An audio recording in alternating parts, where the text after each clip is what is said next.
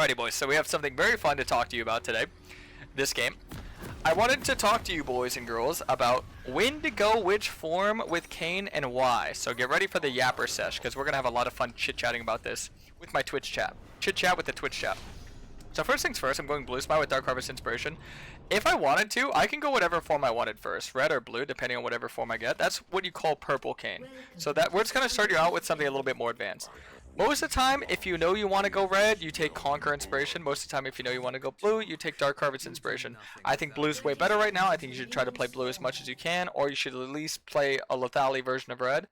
But in small instances where you do play red Kayn, the only ones that I've seen so far is if they have 4 melee champs or 5 melee champs. So Camille, melee, Echo, melee, Cannon, Xayah, Nami, all range. So if they do not have 4 or 5 melee champs, that is precisely when I would tell you to go, blue Kayn. So I think you should hardcore prioritize going blue Kayn to this meta, because blue Kayn is just so snowbally right now, and this is such a good snowball meta. And it's pretty straightforward. Like that is literally as simple as it is in my brain right now, because if you've been watching the streams or been watching the videos, I try to say this as much as I can. Try to force blue Kayn as much as you can. It is so important. If you guys didn't see, I just hit 1000 LP in NA on the ladder challenger, and the reason why is because I was forcing so much blue Kayn. And it's not even that red Kayn's bad. And you know, some people like red Kayn because it's easier to play, but the truth is that in this meta, blue Kayn just has so much more solo carry potential. Blue Kayn is just very strong and good at what he does. And the next thing we're going to need to talk to you guys about is your itemization. Is that people complain about Kayn's weakness and they say, you know, it doesn't feel like you can one-shot people. It's not that you're itemizing poor items, it's that you're not getting your items as fast as you should be. So if you're doing what I do, which I've made plenty of videos on this, but I'll talk more about it. If you're taking Inspiration Secondary, you're getting 300 free gold, right? So if I'm buying Yumu's first instead of Hubris, I'm saving another 300 gold, right? And then if I don't upgrade my tier 2 boots into Ionia boots, because Yumu's gives me enough MS with tier 1 boots, then I'm saving another 600 gold. So if I'm saving 1200 gold, and all that 1200 gold gets to go towards items, and I'm not taking Relentless Hunter, I'm not taking Ultimate Hunter, I'm taking Treasure Hunter, which is another, what, 350 gold?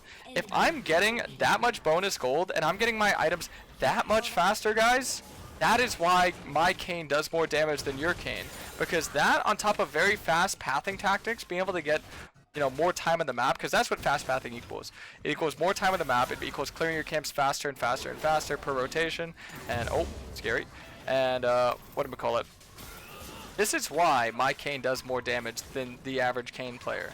It's a mix of all these things. So in order to play blue Kayn, you guys need to know how to snowball. So this is going to be a blue Kayn explanation video, another one, because I'm going to keep doing it because people need to learn how blue Kayn works. They need to learn why he works.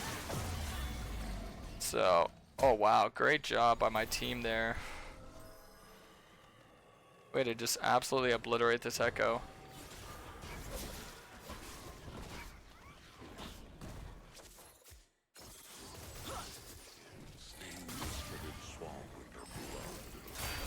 I really want to stay on this camp because I feel like it should be just like a freebie. But Thresh isn't walking up, so I might just go for the scuttle and back off. Oh wow, no, Echo's gonna go for that camp. I mean, the easiest thing I could do at this point is just go for the top scuttle. Got the bot scuttle, now we just go for the top scuttle. And we could look for the gank cross through mid. And then I could probably farm my 2 topside camps as they're spawning here.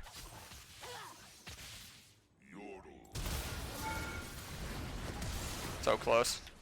Hit him with everything, but he did use his flash there. So a flash trade, a Dark Harvest stack, I'll take that. But usually if I could flash on their mid laner like that, I'll do it. Just because, I mean, flash trade and a Dark Harvest stack makes it so next time I go to gank that lane, it's going to be easier. And we're going to overstay a little bit on the map. I always try to do that whenever I'm trying to sneak a quick and easy mid kill. Is the flash Q into the predicting W of where they're going to flash. Now we're just going to go to our 2 topside camps. Honestly, you know what I might do? I actually have a better idea. So a lot of jungling you kind of think as you go if you're gonna play as like a challenger jungler. So I'm kind of gonna walk you guys through my thought process. Is that right now, because I overstayed so heavily on the map looking for that bot play, because you know their bot lane was kind of weak, Echo was on a bit of an overstay, looking for a punish. You know, it was a solid idea. It had some solid foundation to stick around in that play. But then ultimately seeing that the play was kind of like, you know, nothing was there, it was a bit of a nothing burger. So I got bot scuttle, top scuttle, and since I overstayed the map so long, instead of resetting, I opted to just stay on the map, clear my camps again, because this will make them respawn faster, right? Instead of wasting that time to go reset and come back on the map, right? Which I wouldn't recommend doing this more than once. You shouldn't, like what I mean by that is like, 1 second, let me focus on this play here. I'm gonna try to see if I get some orbs. No, it's fine. So what I mean by that is that, like, I wouldn't stay on the map after, like, 2 full clears in a row. Like, right here, if there's like a play in Dragon and go farm on my top side again, because then I'm overstaying. If you overstay on the map, that means that you're going to be clearing your camps way slower than if you would have just reset and, you know, did it anyway. But, I mean, because I have my 2 smite charges, I can still farm those camps relatively quick. Don't need to reset. And now I can get one big fat reset. And now I can look to contest an objective a little bit smoother, because this guy's blasting one to, you know, 850 gold to my 1700 gold, right? And then also my XP you have to factor in. So if I get 1 grub, I get level 6 with, you know, 1700 gold on the map compared to 850 gold on the map. You guys kind of get what I'm getting at? So this is kind of just a little adaptation of what I was trying to look for there. But typically you would look to reset after you're done with what you're doing. And, you know, what I was doing. Didn't have too much longevity into it. You got the first grub, which is fine. I'm good the next 2. I'll take it. Honestly, if I was playing tempo, I'd just get 1. Like, but there's nothing for me to tempo off of. When people hear the word tempo, they kind of, misunderstand what I'm kind of looking for, or what I'm kind of going for, should I say. I want him to grab the lantern, because I could just Q away like that. I respect him staying with me, but he should have just grabbed the lantern. That's kind of what I was going for there. But I mean, that's the thing about League of Legends solo queue, is that without voice comms, it's kind of impossible to, you know, for your teammates to kind of know what you're going for, which is fine. You know, if he didn't understand what I wanted there, you know, I can't really get upset at him. It's not like he should be a genius and understand that. Like, he was trying to be the sacrificial lamb for me, but I was trying to let him get out because I can get out no matter what. And it's better for me to stay around in that fight longer, because the longer I'm in that fight for, the more orbs I'm getting. And there was no risk of me dying there. I had 2 ways to get over the wall, and Camille used her only 1 way, which is a relatively long CD in the early game, so I wasn't really too anxious on her being able to stay on top of me like glue. Because I believe that she used her flash earlier. Yeah. The flash wasn't going to be up for like another minute.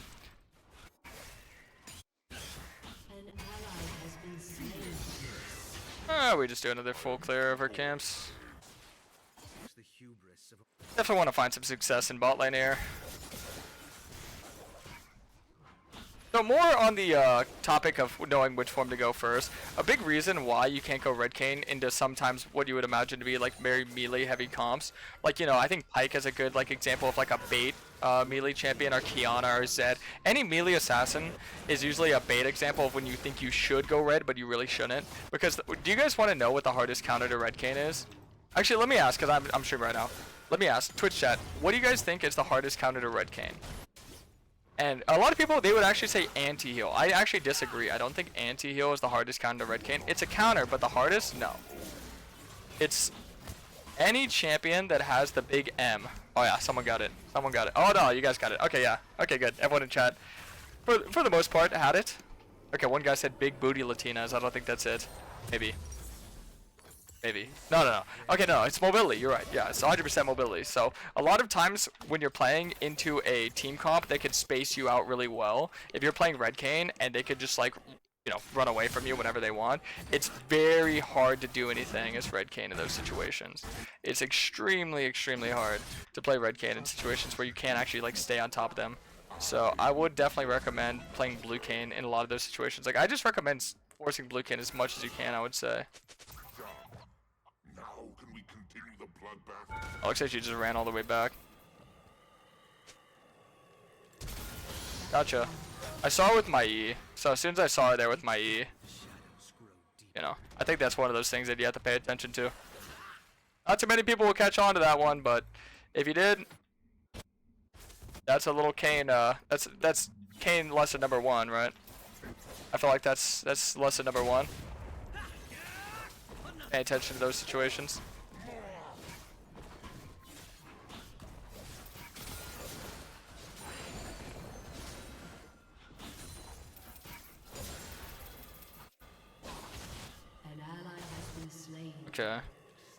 Kind of unfortunate for my bot lane getting kind of hard focus here. It seems like he's going to play for the dragon in the bot scuttle, which is fine. So I should look to play off the top side invade and the top side objective. I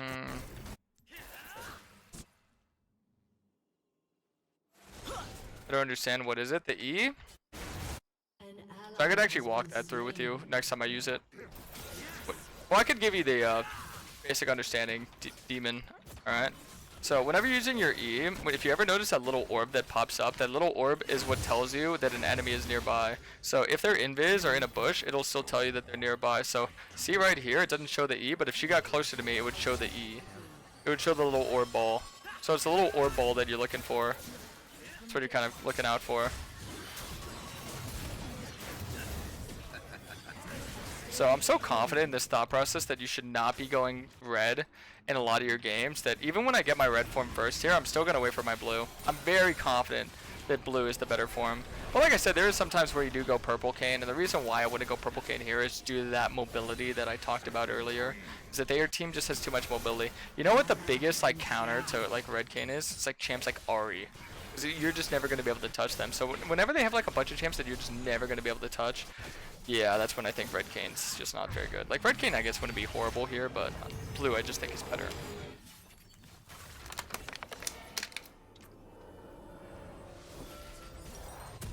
Okay.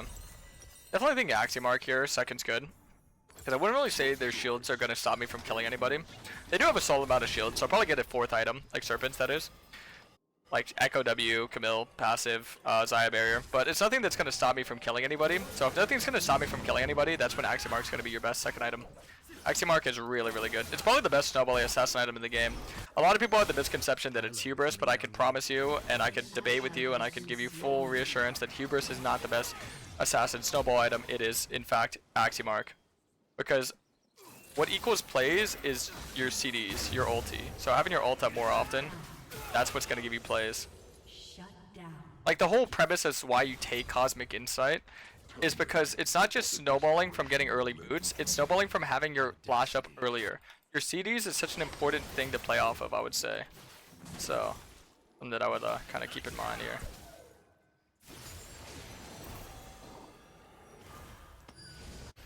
Yeah, I'll get my topside camps. Was an ideal time to get form. No, see that's like one of those like very like wrong, like just one of those like things that you should never think about as a Kayn. Like, oh, you should get your form by this certain time or that certain time. Because Kayn's design is completely the counter of that mentality. That mentality is like completely countered by how he's designed. Because you're designed to get more orbs as time goes on. So you don't need to force bad plays to get your form. You don't need to force anything. You play reactive. You get your form as the game is going. You know, so as long as you're getting your form before 20 minutes, I'd say a good ballpark is before 15 minutes, but as long as it's before 20 minutes, you should be fine. I've had plenty of games in Challenger on my main account where, whatchamacallit, I just did not get, I wasn't getting my form until like 18, 17 minutes, but I still hard carried the game. Because, I mean, it's just about the pacing of the game, right? Some games are just paced a little bit differently, I would say. I love that the Echo just didn't even, like, consider the fact that I could just kill him, because he was, like, trying so hard to stand in front of me, so I wouldn't go on Camille. But he had no ulti, and he's very squishy to me. Because, look, I don't have my form, but look at how strong I am. And this is where the proper pathing, the proper decision-making, and the not dying for free is just going to pay off for you. And I always love having little dialogues with my Twitch chat, because it helps me be able to, like, articulate my thoughts a little bit better. Because I remember I had a nice little combo with a guy in chat earlier about, or not earlier, but like earlier this week, where we were talking about how assassins are basically just glorified KDA players. I think that's something that everybody should try to understand. And I'm not saying you should play to like never die. Like, you know, if you're dying for a shutdown, that's worth. If you're an assassin, dying for a shutdown's worth. Or if you're getting like 3 or 4 kills and you're dying at the end of it, sure. Like, don't be giga safe. But at the same time, you want to try your hardest to get as much done as you can without dying. So that's just one of those things that I think is very important to kind of understand, just that concept, just conceptually speaking, that death is just such a horrible, horrible thing that you should try to avoid at all costs on assassins. And so many times I'll have so many Kayn mains talking to me, Karasmai, I had 33 kills this game, how come I lost? And I'll see it, they had like 11 deaths, and I'm like, well, you died 11 times, that's why you lost. but I had 33 kills. I was so fed. That's how assassins work. Every death is way more punishing than any other class's death because you get outscaled. You have to snowball, and in order to maintain that snowball, you can't be stopped. Because when you're dead, you're off the map, you're not getting camps, you're not getting gold, you're not getting XP, you're not getting kills, you're not applying pressure, and that's what you need to do. It's a constant. So if I want to win this game, look at where I'm at. I'm in perfect position to win this game. Why? Because I don't anticipate dying. Death is not an option for me. If I die, I'm going to get something so worth it that it won't even matter that I died, you know? It wouldn't even matter in the slightest. Like, I would be like, oh, okay, whatever. It wouldn't faze me, it wouldn't bother me, right? So I think this is just something like conceptually I want to like just kind of bring up.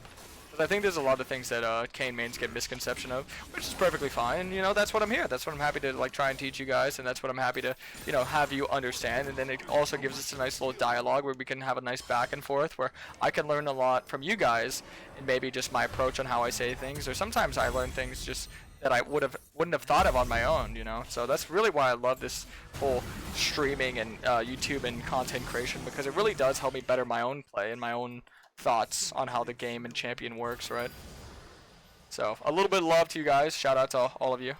I don't get to say it as much, even though I should, that I really love and appreciate all of you. Thank you for being such a great audience. So let's get the dragon here. A boot upgrade? No, so that's something that we talked about really early in the game. Saving around up to 1200 gold by just going this itemization, upgrading our boots, everything. And we can use that gold towards buying more damage. More damage equals more snowball. And, well, I can show you how it looks like with that damage once I can find a play. So right here, we're kind of just looking for spaces in between the cracks here.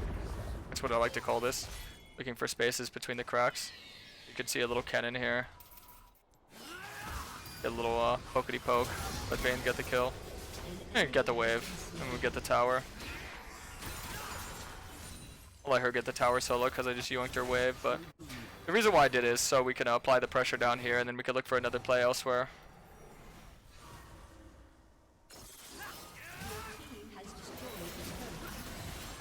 Yeah, watch this. It's just applying pressure. See, this is not how a KDA player plays, but when you're playing blue Kayn, kind of is. Funny I give that whole speech about KDA playing, but then I do something like that. But I can promise you this could have a crazy outturn or outcome. Almost.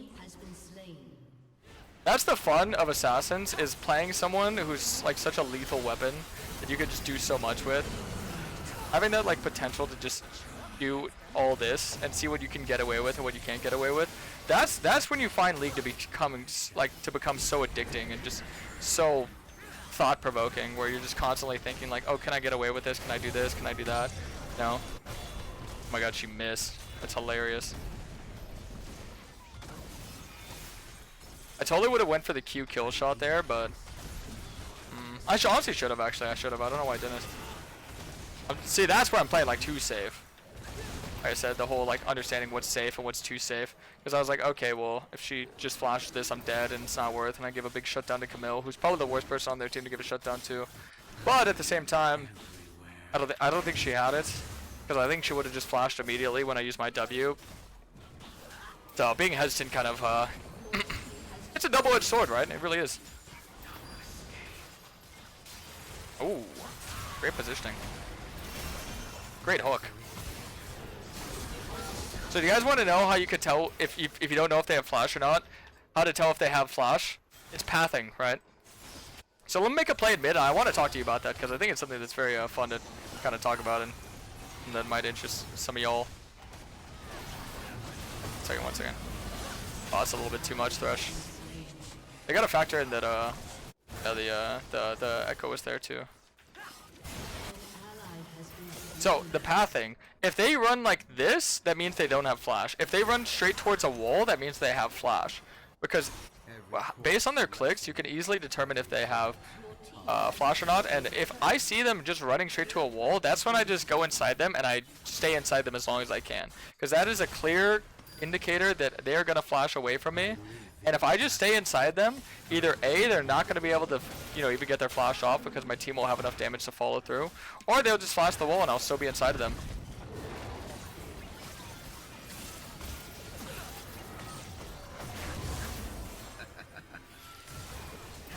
Nice, got the kill. Ah, sweet. We're gonna play for the Otacon here.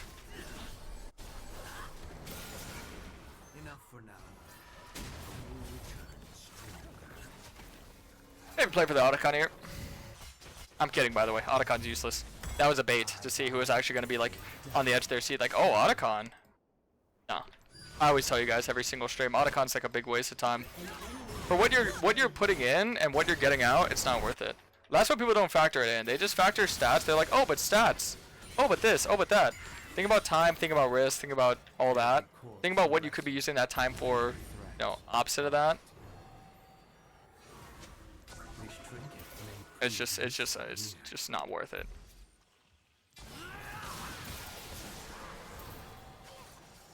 I wonder why he's so tanky and why I can't one-shot him. His E gives him resistances, and his Seeker's Arm Guard obviously is giving him armor, and his Hex Tech is giving him a little bit of HP. So it's a little bit harder to one-shot that guy, but doing the damage I just did is perfectly fine.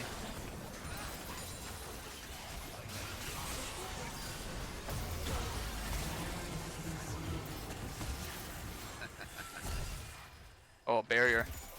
Remember when I said I'm going to need Serpents later on? This is the later on I was talking about. Oh! Okay, I got flashed on. Okay. Okay, I died for free. That's not good. That's not good. I knew she didn't have her E, but yeah, she just flashed on me.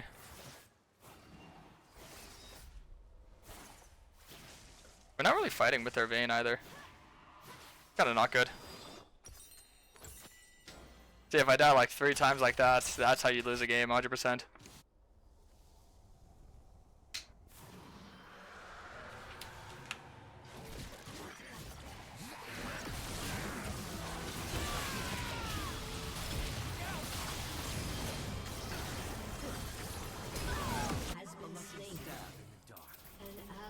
All right.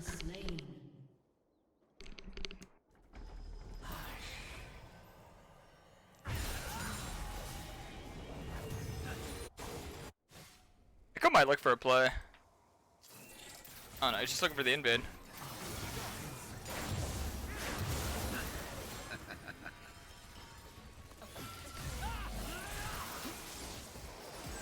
Oh, no way. He flashed for me too there. An enemy has been slain. An enemy has nice. been slain. Enemy killing spree. Probably get a topside invade here. Just yoink all of his camps. Yeah, they're putting so much emphasis on like trying to like take me out that they're using so much to try to kill me. And they're also not even farming camps. They're doing what I like to call a death ball, where they're just perma 4-man, 5-man stacking. So they're not farming solo waves, they're not farming camps. They're not really doing much. So, should we follow the call for teams who wants to do Otacon? I most of the time don't, I just ignore it. But if they're already like starting it and the enemy team isn't around, I guess. But if the enemy team's around and they're starting it, I would just honestly win it. Sometimes you just have to let your team die, unfortunately. As a jungler, I've had to let my laners die so many times. Just because I know that if I follow through with it, I'm gonna die. Okay. We got like 4 autos. Yeah, you can see Xayah, Kayn, and Camille, and Nami. Everybody's running up topside here, right? That's what I was talking about. That's what I mean when I say death ball. Because as an assassin, you get countered by the enemy team constantly grouping, so your counter to their countering is just to farm. It's just to get gold, it's just to get XP. Because you're applying so much pressure that, I mean, what can they do? When I have like 100 CS advantage over the Echo. And then this is where a lot of people would wonder, like, how did I even get to this point? It's because the enemies really shoot themselves in the foot trying to, like, have an answer to what I'm doing, right? Right here is a pretty bad play to look for, because we don't have anyone else besides me in the hold way and ball.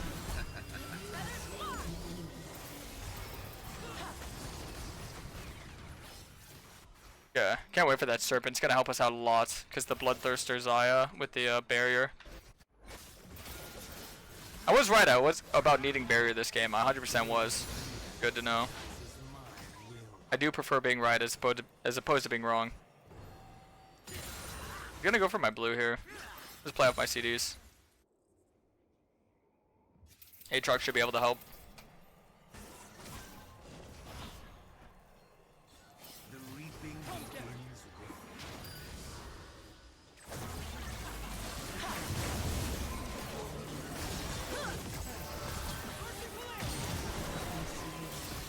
Are you kidding? I missed my W. Oh, it's so worth. I get such a big shutdown. I should have tried queuing over that wall. I actually played that so horribly.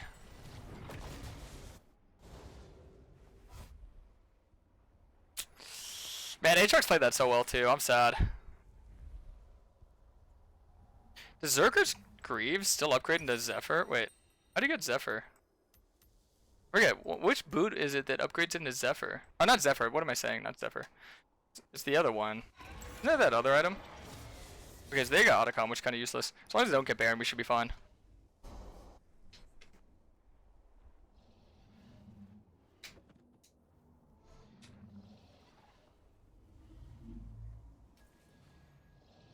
Alright.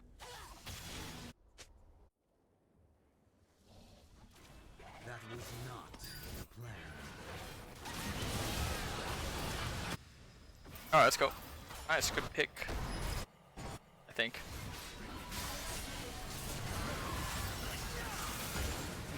Yeah, sometimes just focus it. Focus on who you can kill like in front of you as opposed to like me diving on the Kayn in there. Because if I kill Camille, then it also saves us a kill. You know, save a kill, get a kill. Same kind of mindset, I guess. We'll be able to get this. My team wants to come through. If Mister wants to TP here, it'd be good. He is not TP in. This is not good. It should be across the map though, yeah. Around like Dragon. Okay, now we can go for this actually. If we can make it. This is as it was meant to be.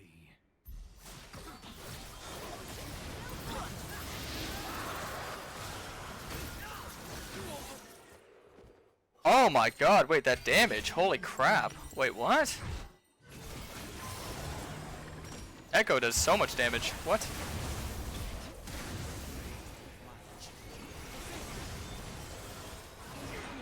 Dominating. Alright, I probably get my boots now. Oh my god. Dude, I got fucking nuked. My bad.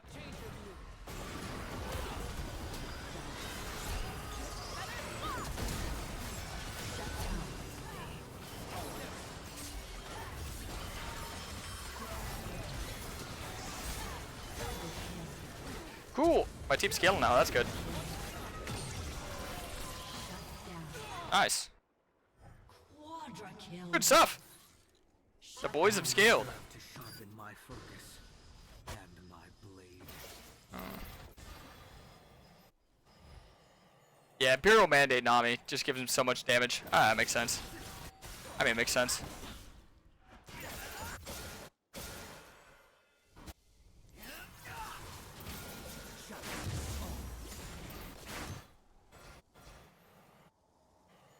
I'll play it as just split push for now. Splitting's not a bad option. Because they're grouping so much, it'll like split them up and then we can start to look for picks in between. What I like to call the space in between the cracks. I bested the Darken. Now the plan continues.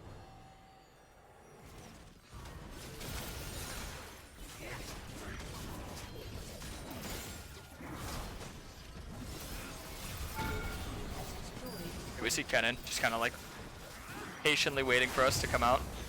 To overextend or something.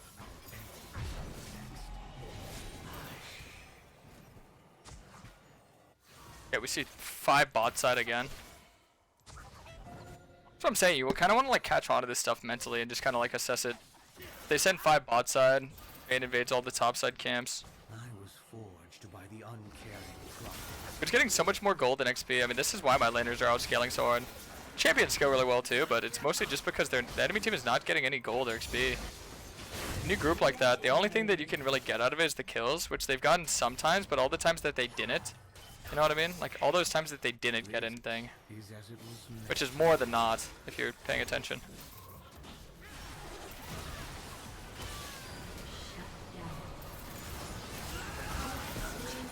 And yeah, finally when I get like an actual like flank, like an assassin should, I'm still so ahead. I'd kind of relate like how this game is going to like a Boss-esque playstyle, where I'm just soaking up so much pressure, but I'm still getting so much gold and XP off the map that by the time my team scales up, I'm still really ahead. So that's kind of what I would like relate this to. But this isn't like what you're gonna aim to play for. This is just like adapting to what they were doing. So if you're ever getting hard focus as a blue Kayn, that's what I would recommend adapting towards. Just the boss mentality. But try your hardest not to die, of course. Like my deaths this game were completely avoidable. I just misplayed. Not every It's the issue about playing an assassin. Sometimes it's so fun that you go in and get 1v4'd. You're like, dang it, why'd I do that?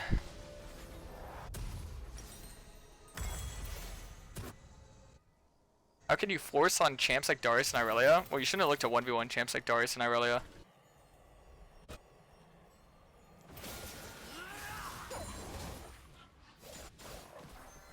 False equal not die? Well, it's like, if you die, at least you're soaking up pressure while you're dying. I guess the pressure aspect is more so what I was kind of like getting at. Like, death is inevitable, but if you are gonna die, wouldn't you rather die a higher value death true than a believer lower value death, you know? they will die for I guess that's my thought process here. That's what I'm getting at.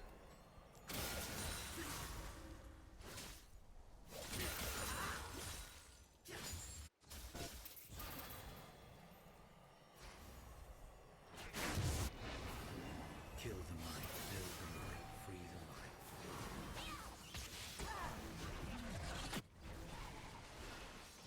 Yeah, they're grouping for the dragon here. Yeah, they took our wave, so we're just gonna get the wave, and we're gonna group up Leading my and get the dragon.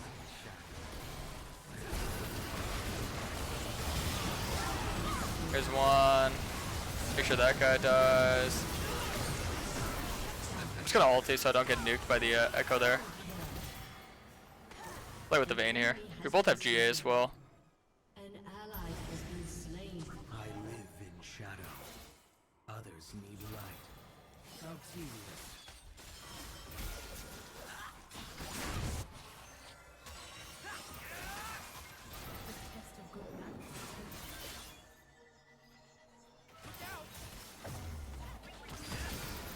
Nice. He just runs up into me. You will not be remembered. Got him. Nice. Made sure to get him like mid-E there. I waited for that. I was waiting for his CDs to come up so he could like use his E. I wanted to make sure I wasn't eating too much damage so he couldn't lifesteal off me. Alright, nice. Get the dragon. And now we can look to get the Baron here.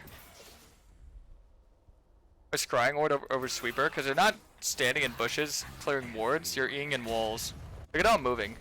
When do you ever see me like standing in bushes? I'm always eing in walls. My number one priority is just like, what do we call it? Getting to places, and blue orb will help me like scout for the place I'm getting towards. Also helps with objectives if I need to steal as well. Blue is real. Should go blue orb every game on blue Kayn. There's not really a debate to it. Trust me. Trust me when I say that. I've tried trinket, I've tried sweeper, I've tried it all. Trust me. Blue orb's the way to go. Another little fun thing we could talk about is a lot of people always question, okay, do I sell my boots when I'm full build? No, I'd keep them. I like the mobility. If I had removed Kayn tomorrow after lunch, who would I main? Probably Rost, but maybe I'd play some other champs on the side, like a little Zed, a little Zungle. But I'd probably be like a Rost OTP at that point.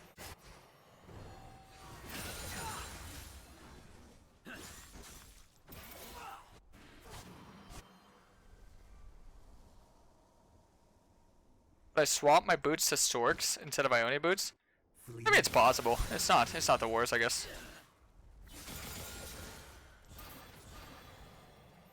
Want to go back to Pantheon top? No, God no. Top lane, ugh. Kayn top lane, hype. Pantheon top lane, ugh. Ugh.